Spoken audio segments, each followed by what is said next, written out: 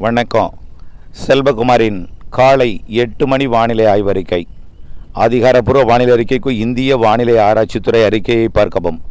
2025 November 17 திங்கட்கிழமை காலை 8 மணி அறிக்கை.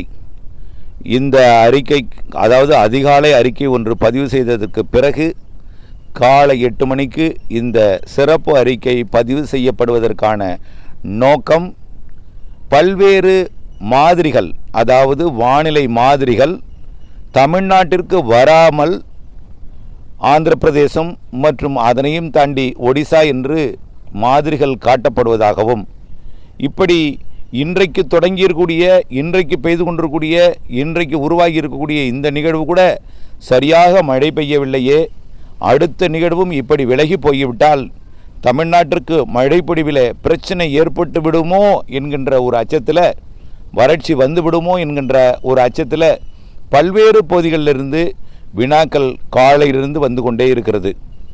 அவர்களுக்காக இந்த சிறப்பு அறிக்கை பதிவு செய்கிறேன். ஒன்றே ஒன்று தெரிந்து கொள்ளுங்கள். தற்பொழுது உருவாகி இருக்கக்கூடிய இந்த காற்றழுத்த தாழ்வு பகுதி இலங்கைக்கு தெற்கு புறம் நீடித்து கொண்டிருக்கிறது. இந்த காற்றழுத்த தாழ்வு பகுதி எதிர்பார்த்த மழைப்பொழிவு கொடுக்கவில்லை, உண்மைதான். ஆனால் கொஞ்சம் மழைப்பொழிவை கொடுக்கும் என்று சொல்லி கொண்டிருக்கிறோம். காரணம், காலையிலேயே வரைபடத்தில் விளக்கமாக விளக்கி இருக்கிறேன். அதாவது வடக்கிலிருந்து இமயமலை காற்றும், வடகிழக்கிலிருந்து மியான்மர் தரைப்பகுதி வழியாக வரக்கூடிய வடதுருவ குளிரலையும் தமிழ்நாட்டில் கரையேறுகிறது. கிழக்கு திசையிலிருந்து வரக்கூடிய காற்றும் குறைவாக இருக்கிறது. தெற்கு திசையிலிருந்து எம்ஜிஓ எனப்படக்கூடிய நிலநடுக்கோட்டு இந்திய பெருங்கடல் வெப்ப நீராவியை வழங்கக்கூடிய அமைப்பும் சாதகமில்லை. இருக்கின்ற காரணத்தினாலே கிடைக்கக்கூடிய கொஞ்சம் கிழக்கு காற்றை வைத்துக்கொண்டு மழைப்பொழிவை கொடுத்து வருகிறது.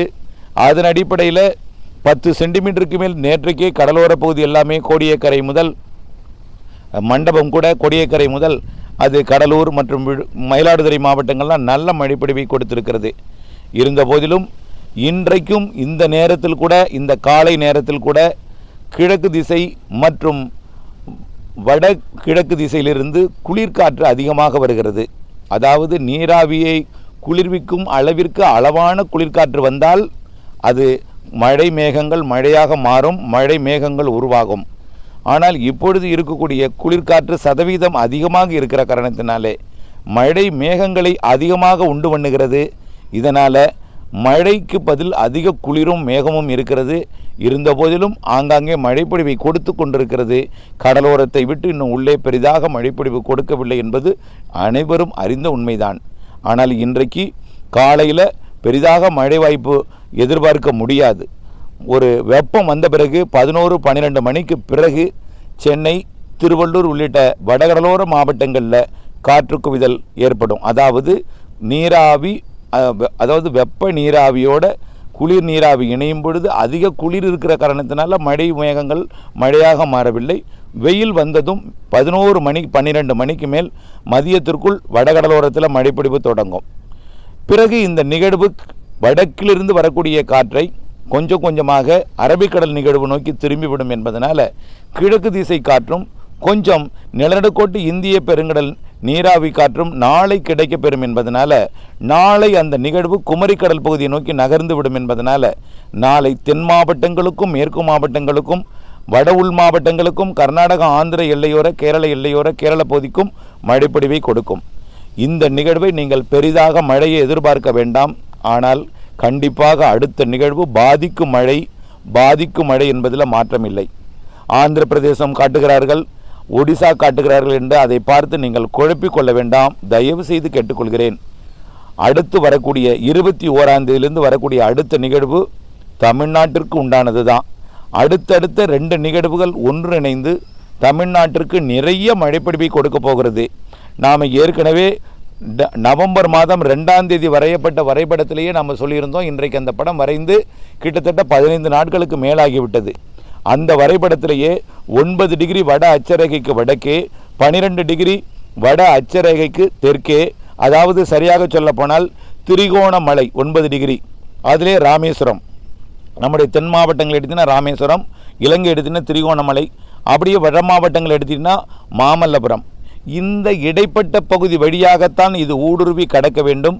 அந்த மாதிரியான கடல் நீரோட்டமும் வளிமண்டல மேலடுக்கில் இருக்கக்கூடிய எதிர்திசை காற்று எல்லாமே சாதகமாக இருக்கிற காரணத்தினாலே தமிழ்நாட்டை விட்டு இந்த நிகழ்வு விலகி போகாது.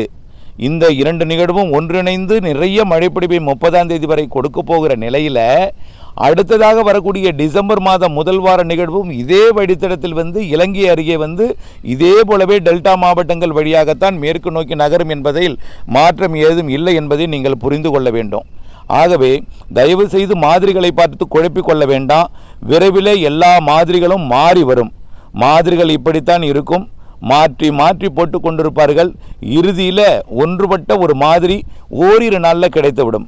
ஆக இறுதியாக ஒன்றே ஒன்று சொல்கிறேன், வரக்கூடிய 22ஆம் தேதியிலிருந்து தொடங்கக்கூடிய மழை 28ஆம் தேதி வரை நிறைய மழைப்பொழிவை கொடுக்க போகிற நிகழ்வு 9 டிகிரி வட அச்சரேகையிலிருந்து 12 டிகிரி வட அச்சரேகைக்கும் இடைப்பட்ட பகுதியில் தான் வட இலங்கை மற்றும் புதுக்கோட்டை, ராமநாதபுரம் மற்றும் அதற்கு வடக்கே இருக்கக்கூடிய டெல்டா மாவட்டங்கள் இடைப்பட்ட பகுதி வழியாகவோ அல்லது அதற்கு வடக்குப்புறம் இருக்கக்கூடிய மயிலாடுதுறை, கடலூர் மற்றும் விழுப்புரம், புதுச்சேரி, மரக்காணம் உள்ளிட்ட விழுப்புரம் மாவட்ட பகுதி வழியாகத்தான் இது கரை கடந்து உள்ளே போக வேண்டும்.